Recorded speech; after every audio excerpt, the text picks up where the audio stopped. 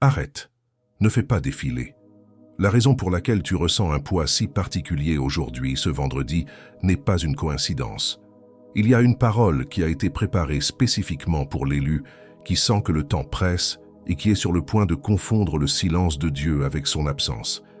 Et ce silence a un poids physique. Tu le ressens dans ton corps, n'est-ce pas? Une fatigue qui ne part pas avec le sommeil. Un poids sur les épaules qui est plus qu'une simple tension. C'est le fardeau d'une destinée que tu sens dans tes os, une promesse pressentie, mais qui n'est pas encore activée, et ton corps en porte la charge. Ce poids se traduit en une paralysie face aux décisions. Chaque carrefour, que ce soit dans ta carrière ou tes relations, devient une agonie. Tu as peur d'avancer sans cette approbation claire et nette du ciel, et donc tu restes immobile, suspendu entre le passé et un futur qui ne se dessine pas. Tu as peur de faire le mauvais pas, et cette peur te cloue sur place, et cela te rend seul, même quand tu es entouré. Ta famille, tes proches, ils voient ton silence, ton indécision, mais ils ne comprennent pas la bataille qui fait rage à l'intérieur. C'est une guerre invisible. Ils t'aiment, mais ils ne peuvent pas comprendre ce décalage que tu ressens. Cette solitude profonde au milieu des gens que tu aimes, parce que ton combat n'est pas de ce monde. Dans les prochaines minutes, je vais te montrer 3 choses. Premièrement, je vais te montrer pourquoi ce sentiment d'être oublié ou mis de côté a été plus intense ces dernières semaines, et comment cela est directement lié à la marque invisible que tu portes.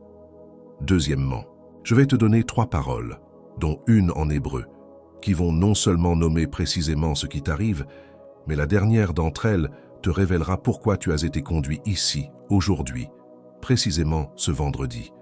Troisièmement, avant que cette vidéo ne se termine, je déclarerai sur toi 3 noms d'identité qui scelleront la révélation d'aujourd'hui. Si tu pars avant la fin, tu pars sans le sceau, et le regret mentionné dans le titre pourrait devenir ton partage. Et il y a une 4e chose que je vais déposer dans tes mains avant que ce message ne se ferme.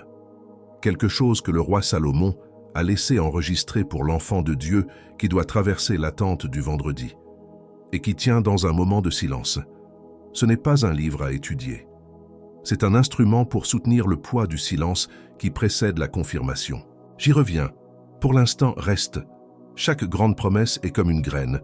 Elle est plantée dans le secret, dans l'obscurité de la terre. Et il y a une saison de silence total, un hiver où il semble que rien ne se passe.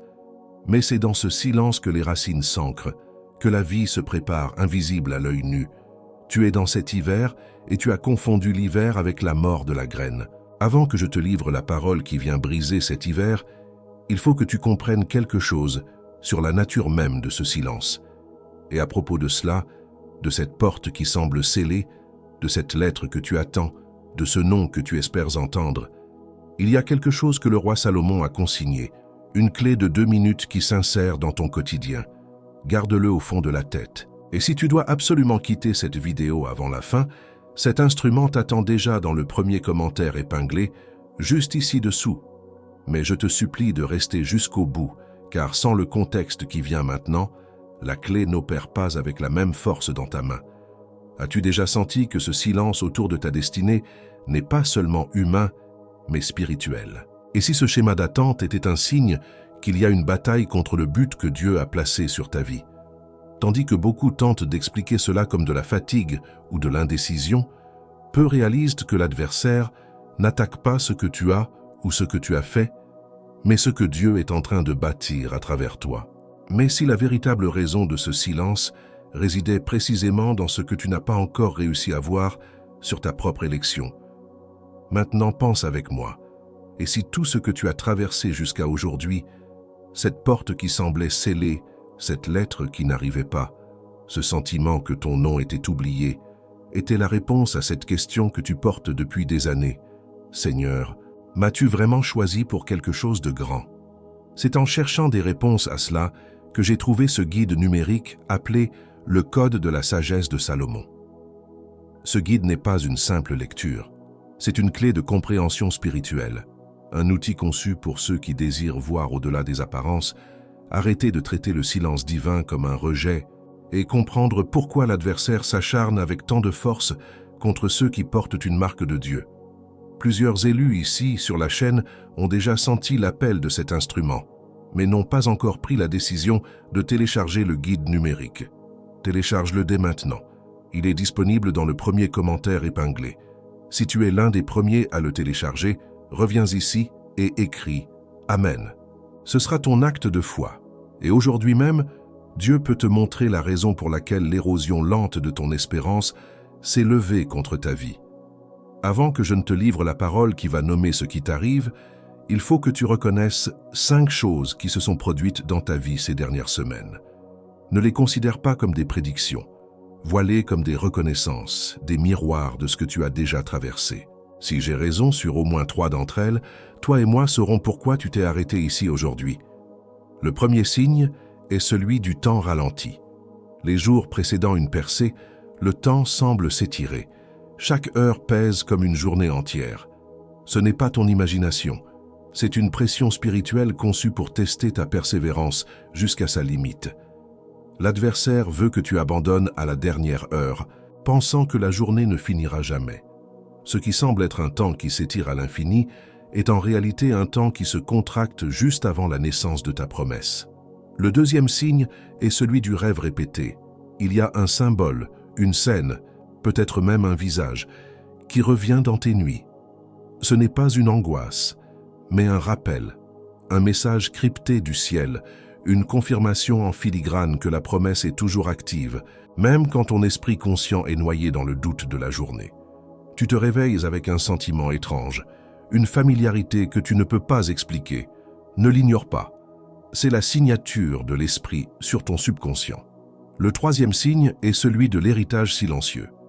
Il y a eu un moment, tard le soir, après une conversation décevante avec un proche. Tu as pris dans tes mains un vieil objet de famille, une montre, un bijou, un livre. Et en le tenant, tu n'as pas ressenti de la nostalgie, mais le poids écrasant d'une lignée. Une question silencieuse a traversé ton cœur. Suis-je digne de continuer ceci, ou suis-je le maillon faible qui va tout laisser tomber? Ce poids que tu as ressenti n'était pas le tien. C'était le poids de la destinée qui frappe à la porte de ta génération, et elle frappe à ta porte. Et concernant ce poids que tu as ressenti en tenant cet héritage dans tes mains, te demandant si tu étais digne, j'ai déjà laissé l'instrument qui t'attend dans le premier commentaire épinglé. Si tu dois partir avant la fin, il est là.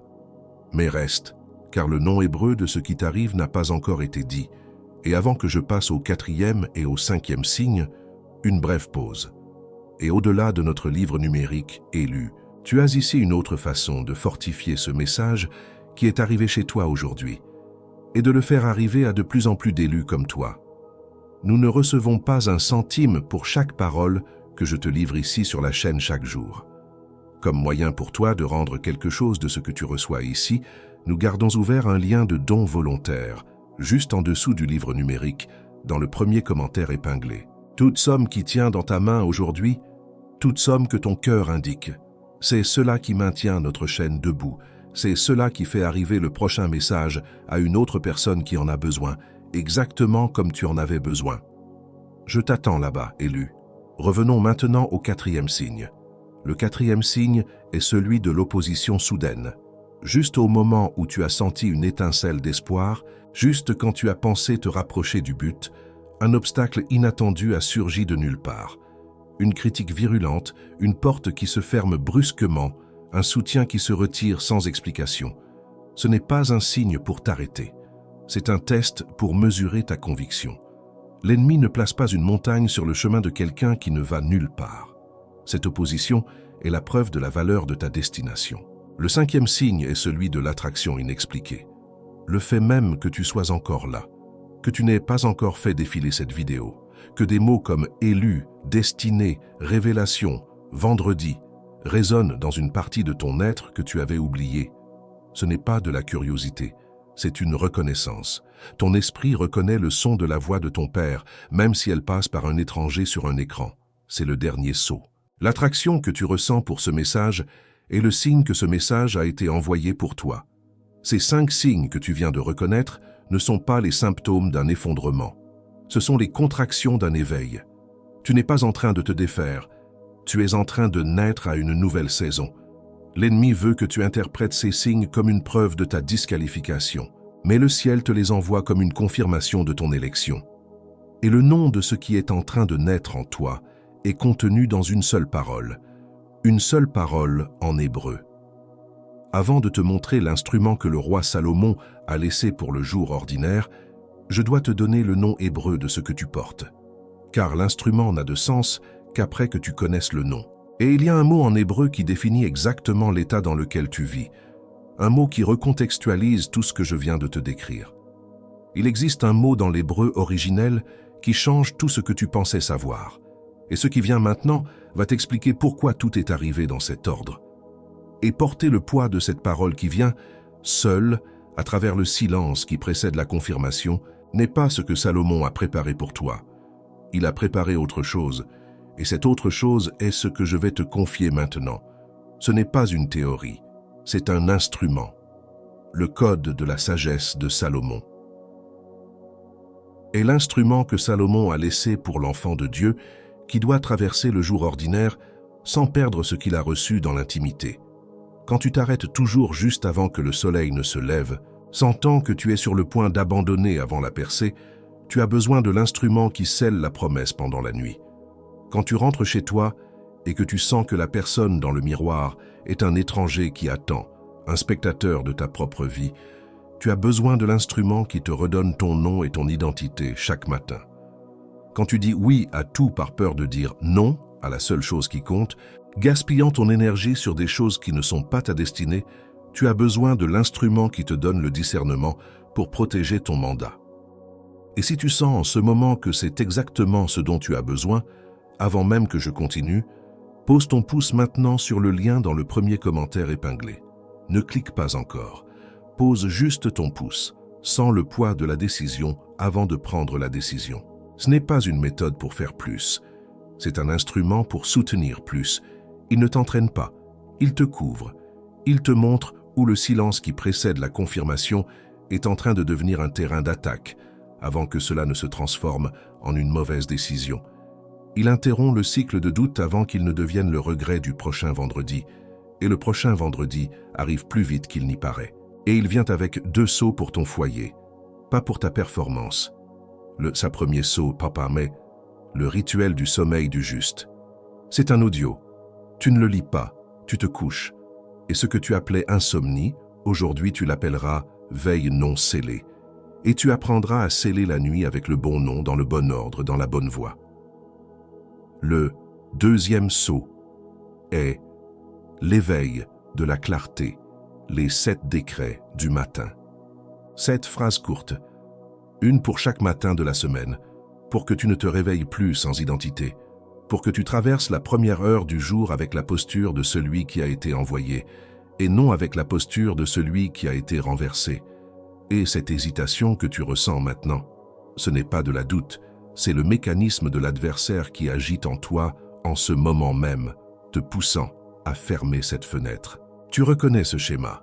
L'heure de prier et le sommeil est arrivée. L'heure de lire la parole et le téléphone a sonné. L'hésitation que tu ressens est la confirmation que tu es exactement au point où le retournement se produit. C'est pourquoi tu as 7 jours complets pour l'utiliser et le sentir. Si dans 7 jours, l'instrument n'a pas touché ce qui doit être touché en toi, tu le retournes. Sans question, sans justification. Et les 2 sceaux, le rituel et les décrets, restent avec toi même si tu le retournes. Ils sont à toi, sans condition. Mais je dois être direct avec toi. Le vrai risque n'est pas de dépenser moins qu'un déjeuner du jeudi à la boulangerie. Le vrai risque, c'est que le prochain crépuscule de vendredi arrive et que tu sois toujours les mains vides. C'est ce risque-là qui a un visage. Et de ce visage, je dois te parler maintenant. Peut-être que tu te poses des questions qui méritent des réponses avant de continuer. Et si ce silence n'était pas un rejet, mais la dernière étape de ma préparation? C'est exactement ce qu'il est. Mais chaque préparation nécessite les bons outils. Tenter de traverser cette étape sans l'instrument de Salomon, c'est comme un soldat allant au combat sans son bouclier, espérant que l'intention suffise. Et si le poids que je ressens aujourd'hui était la preuve de la valeur de ce que je suis sur le point de recevoir? C'est la preuve. Mais le poids est fait pour être porté avec un support, pas seulement avec la force de tes épaules.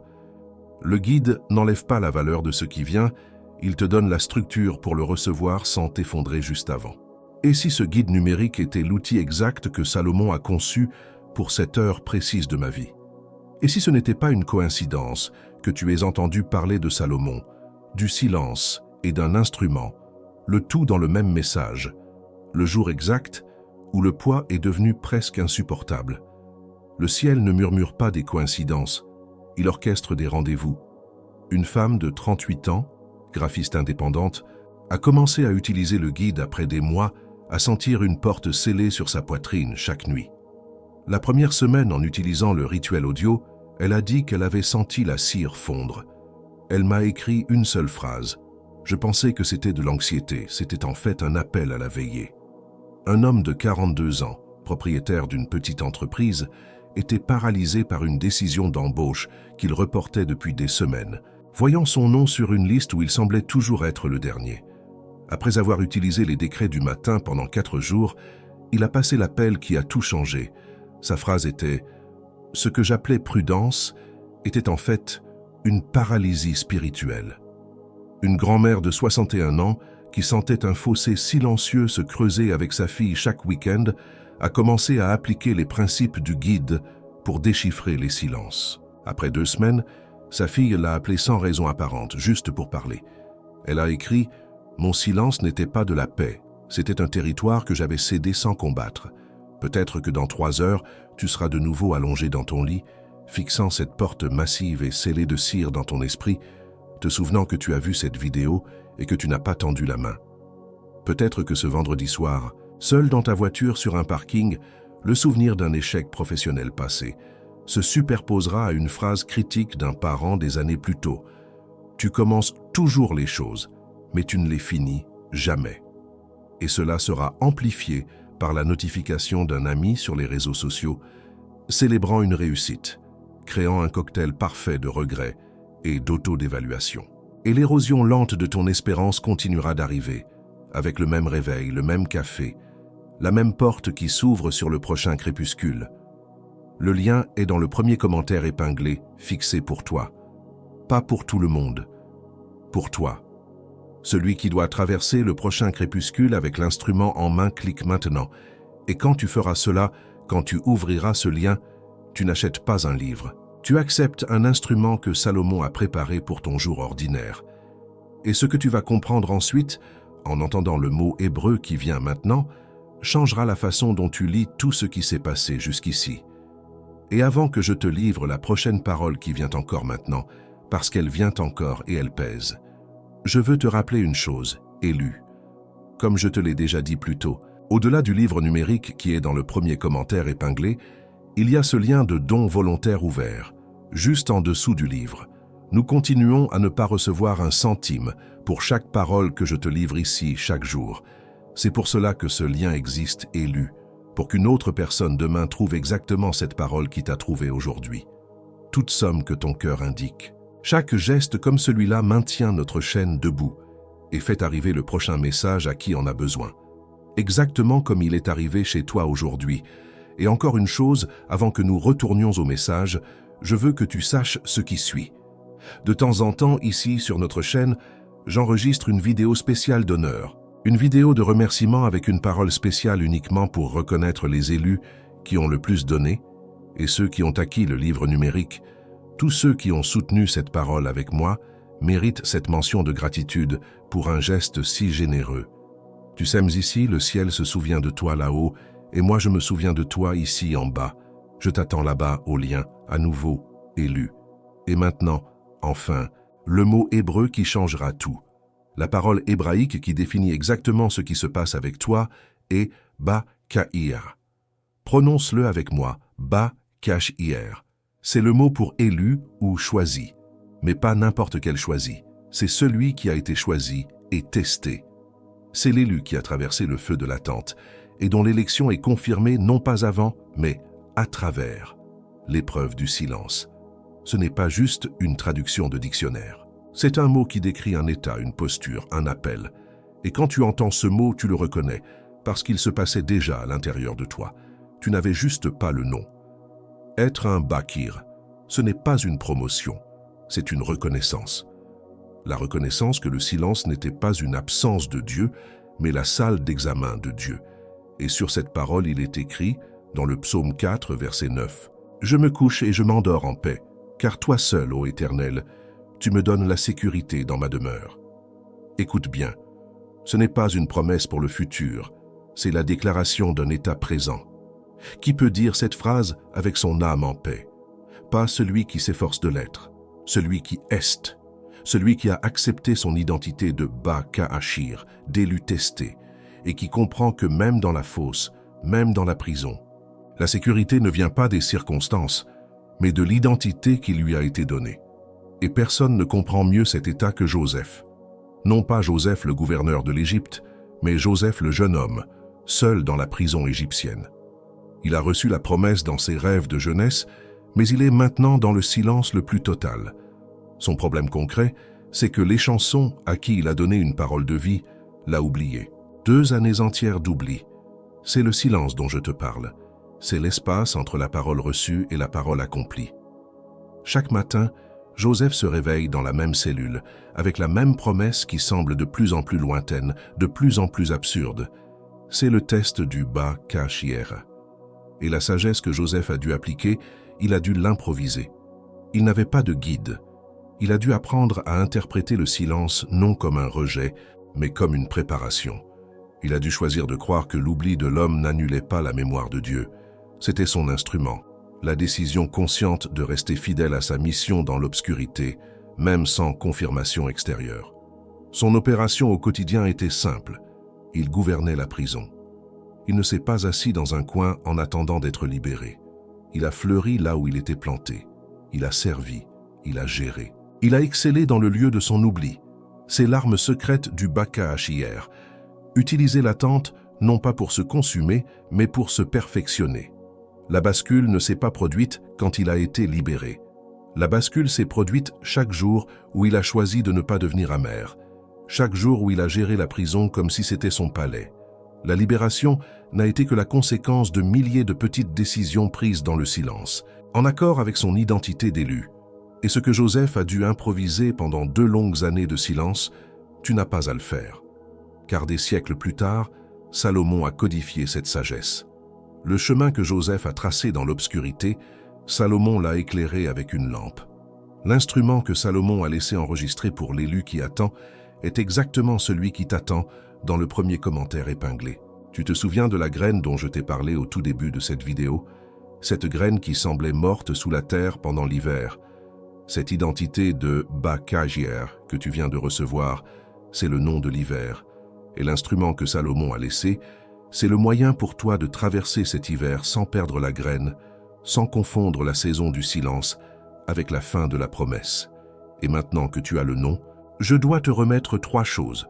Premièrement, un résumé très simple de ce qui vient de se passer ici. Deuxièmement, le type exact de ton appel. Et troisièmement, 3 noms qui te porteront jusqu'à la fin de cette année. Commençons. Laisse-moi m'arrêter 1 minute entière et mettre tout ce que tu viens d'entendre en mots simples, sans poésie, sans métaphore, juste les faits. Fait numéro 1.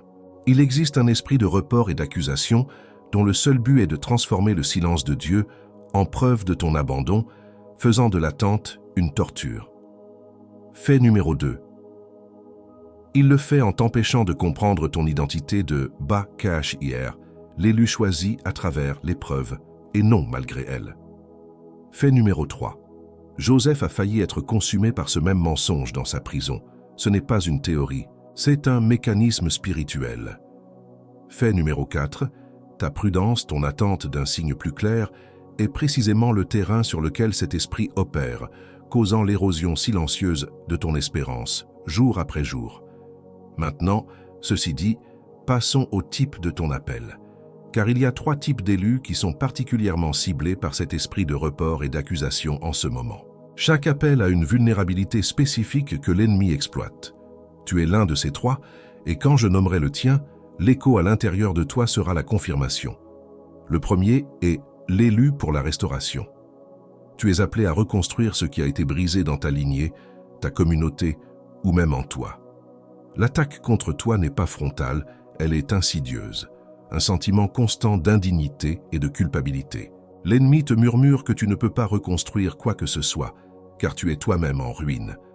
Est-ce toi, celui qui porte le fardeau d'un passé qui n'est pas le sien, mais dont il doit porter la restauration? Le deuxième est l'élu pour le témoignage. Tu es appelé à traverser une épreuve visible et silencieuse pour devenir une preuve vivante de la fidélité de Dieu. L'attaque contre toi est l'isolement. L'ennemi fait en sorte que tu te sentes comme un spectacle, observé, jugé, mais jamais aidé. Ta douleur est publique, mais ton combat est solitaire. Tu as l'impression que ta vie est une leçon pour les autres. Mais qui est là pour toi? Est-ce toi, celui qui endure en silence sous le regard des autres? Le troisième échoue à l'élu pour la fondation.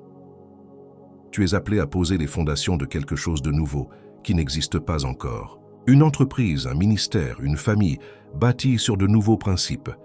L'attaque contre toi est le doute paralysant et un manque total de preuves tangibles. L'ennemi te dit « Montre-moi les plans, montre-moi les résultats ». Mais il n'y a rien à montrer, seulement une vision dans ton cœur. Est-ce toi, l'architecte qui doit construire sur la seule foi, sans voir une seule pierre? Tu sens l'intensité de ce qui se passe maintenant. Cette contraction dans ton ventre quand j'ai décrit ton appel, ce n'est pas le signe que quelque chose ne va pas. C'est le signe de la capacité que tu as de te transformer. L'intensité de l'attaque est proportionnelle à la capacité du retournement. Celui qui ressent faiblement se retourne faiblement.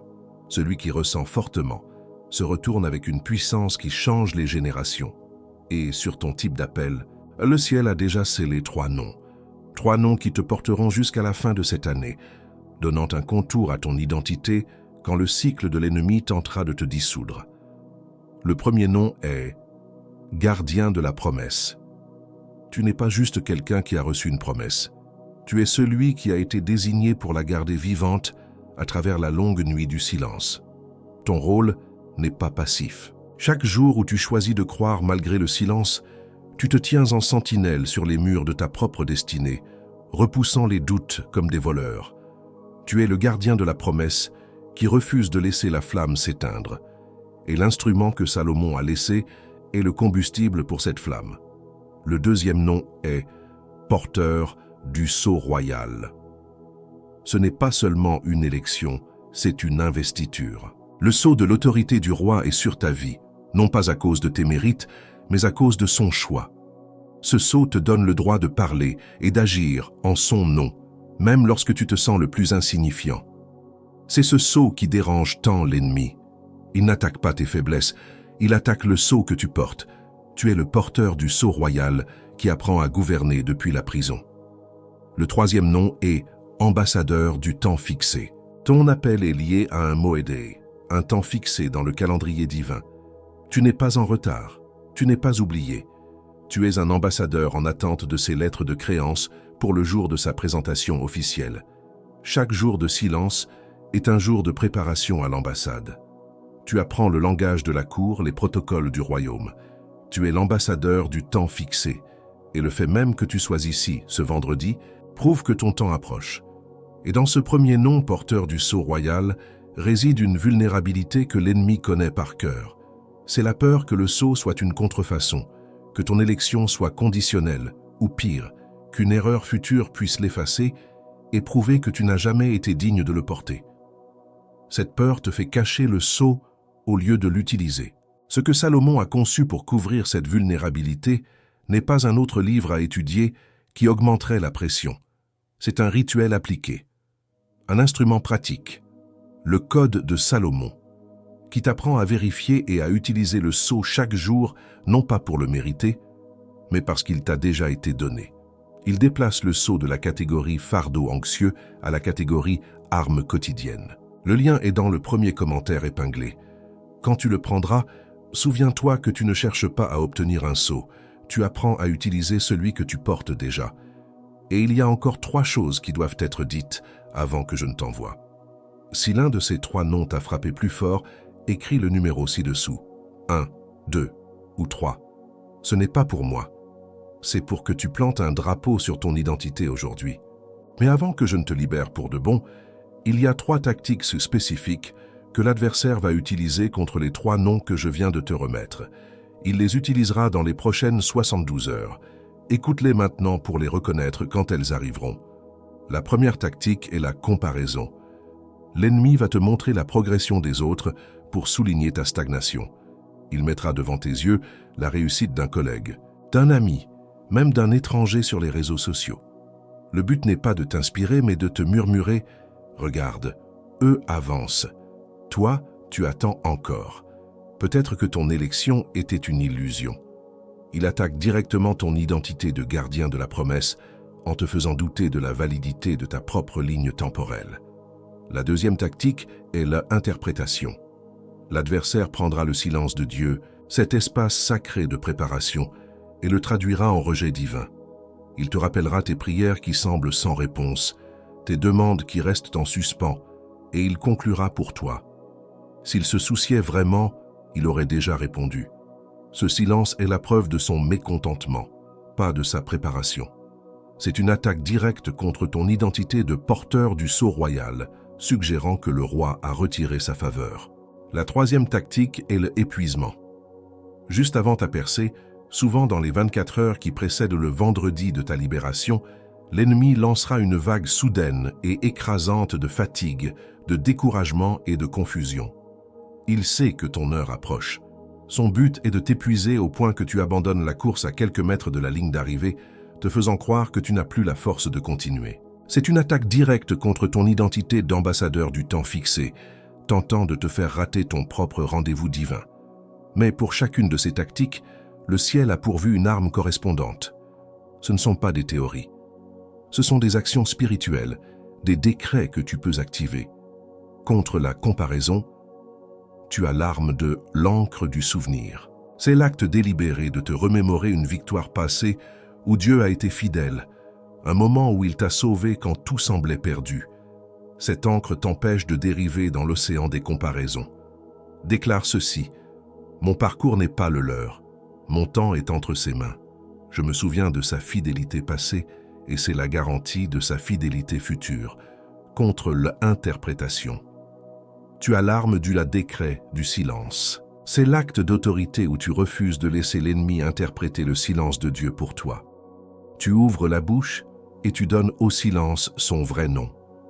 Déclare ceci: ce silence n'est pas une absence, c'est une préparation.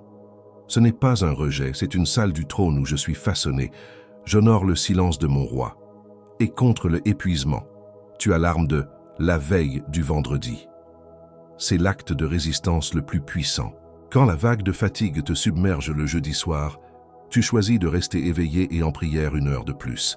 Tu agis comme un soldat de garde qui refuse de s'endormir à son poste la nuit avant la victoire. Déclare ceci: je ne céderai pas à la fatigue de la veille. Mon esprit est alerte, mon poste est gardé, l'aube arrive. Et ces 3 armes, seules, sont un souvenir. Avec l'instrument, elles deviennent une couverture. Reconnaître le cycle du silence, sans avoir l'instrument que Salomon a laissé, c'est recevoir le diagnostic sans le traitement. C'est se réveiller face au problème sans le remède sur la table de chevet. Et il y a plus. Il existe 4 autres sceaux de l'élu au-delà de ceux que je peux aborder ici. Pas par manque de temps, par densité. Chaque sceau nécessite sa propre page, avec sa contre-arme exacte. Et pendant que je ne te les livre pas ici, l'adversaire, lui, les connaît tous. Le guide te les livre. Quand tu regardes le calendrier et que tu as l'impression qu'une autre année a été perdue, quand quelqu'un te demande « quoi de neuf ?» et que tu n'as rien à répondre car ta bataille est invisible, quand tu pries et que tu as l'impression que tes mots ne dépassent pas le plafond, c'est à ce moment-là que l'instrument fait la différence entre savoir et avoir. La reconnaissance sans l'instrument te laisse là où tu as toujours été, connaissant le nom, mais les mains vides. Et c'est pourquoi il existe un dernier obstacle qui doit être nommé avant que tu ne dises « Amen ». Le dernier obstacle, le plus subtil, je l'appelle la peur de paraître ingrat. C'est la pensée qui te vient juste avant de réclamer ta pleine destinée. Qui te murmure « Mais Dieu n'a-t-il pas déjà fait assez ?» En demandant plus, en réclamant cette percée, ne suis-je pas en train de dire que tout ce qu'il m'a donné jusqu'ici n'était pas suffisant? C'est la chaîne la plus pieuse et la plus paralysante. Elle te fait confondre la résignation avec la gratitude. Mais avant que je ne te libère, il y a un dernier point. Je veux que tu t'arrêtes maintenant. Si tu peux, ferme les yeux. Pose ta main droite sur ton cœur, sur ta poitrine. Nous allons prier. Mais ce ne sera pas une prière pour demander. Ce sera une prière pour libérer, pour défaire les nœuds. Père, je viens devant toi au nom de cet élu, Et la première chose que je te remets, c'est la fatigue. La fatigue qui s'est accumulée dans son corps, dans son âme, durant ces derniers mois de silence. Ce poids sur les épaules qu'il a porté seul, cette tension dans la nuque. Je te la remets. Et je libère maintenant ton fils, ta fille, de la honte de se sentir fatigué. Le ciel ne te demande pas d'être fort, il te demande d'être présent. Et je déclare maintenant sur toi, tu ne retourneras pas en arrière. Tu ne reculeras pas. Tu n'abandonneras pas 24 heures avant le tournant. L'esprit de comparaison qui te montre les autres avancer est un menteur. Ta course est la tienne, ton temps est le sien. Je brise maintenant le pouvoir de la comparaison sur ta vie. Tu es exactement là où tu dois être, à l'heure exacte du rendez-vous. Je te libère de la peur de paraître ingrat. C'est la chaîne la plus subtile. La peur qu'en réclamant ta destinée aujourd'hui, tu dises à Dieu que tout ce qu'il a déjà fait n'était pas suffisant. C'est un mensonge. Ton urgence à recevoir est le plus grand acte de gratitude. C'est dire « Père, je valorise tant ce qui vient de toi que je refuse de le laisser dans la salle d'attente. » Déclare ceci à voix basse maintenant. « Mon urgence est ma gratitude. » Et je reçois maintenant pour toi les 3 noms qui ont été scellés sur ta vie. Gardien de la promesse, porteur du sceau royal, ambassadeur du temps fixé. Non pas pour que tu les ostentes, pour que tu t'en souviennes, pour que tu traverses ce qui vient avec ces noms sur tes lèvres, dans ta posture, sur ton cœur. Je te libère de l'esprit de disqualification qui te dit que tu n'es pas à la hauteur de ces noms. Ils ne sont pas un titre à mériter. Ils sont une identité à recevoir. Et avant la voix qui vient maintenant, je dois te dire ceci. L'intensité de ce que tu as traversé ces derniers mois n'est pas la preuve que quelque chose ne va pas chez toi. C'est la preuve que tu es exactement celui que tu as toujours su que tu étais. Quelqu'un qui porte quelque chose de suffisamment grand pour que l'ennemi veuille le faire taire. Tu n'as pas été attaqué par hasard.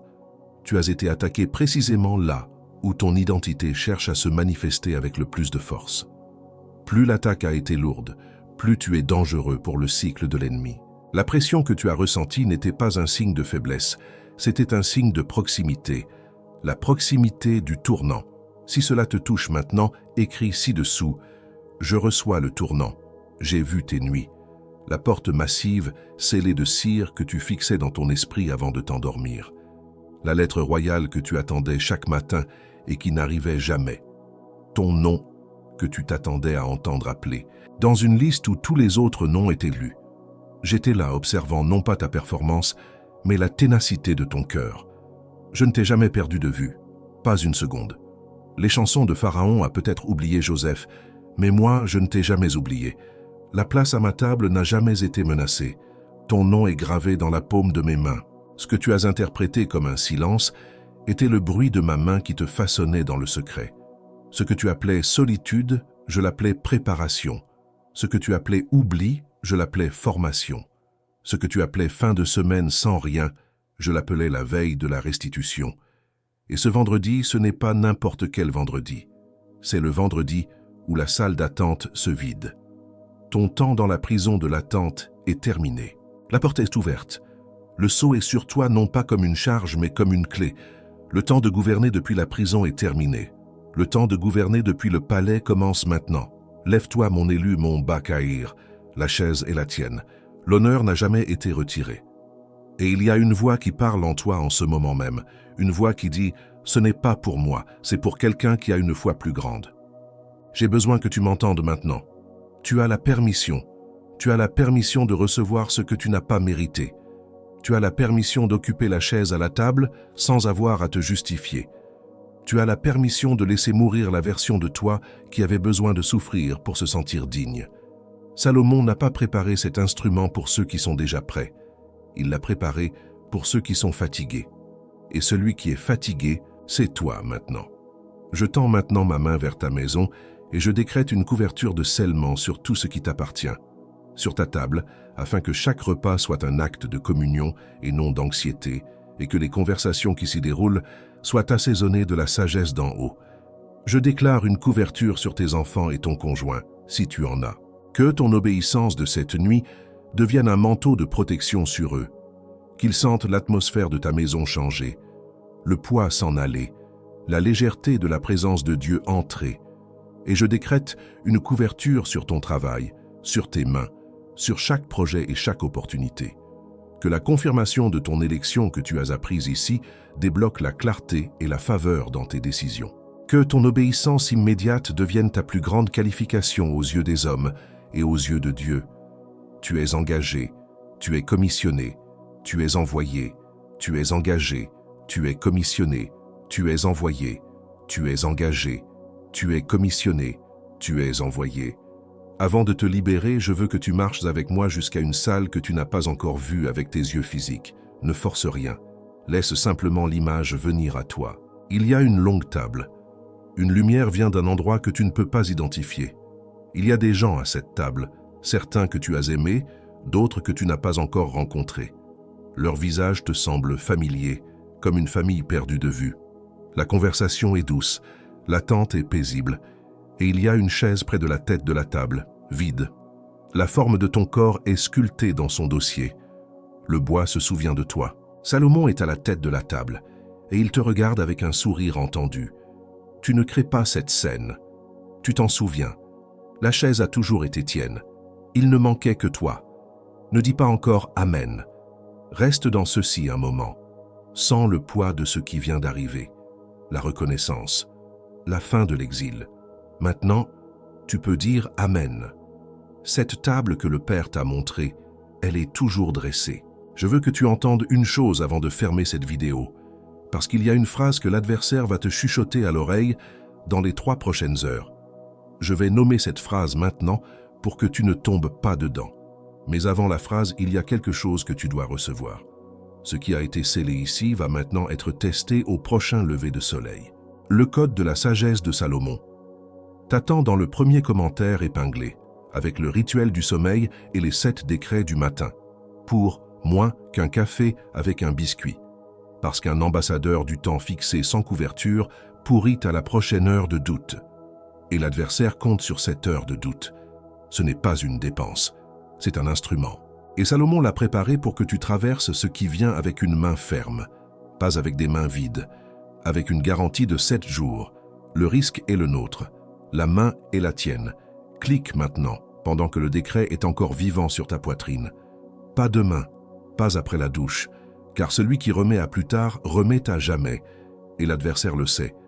Dans les 3 prochaines heures, il parlera en toi, pas à voix haute. En séquence, 5 phrases courtes.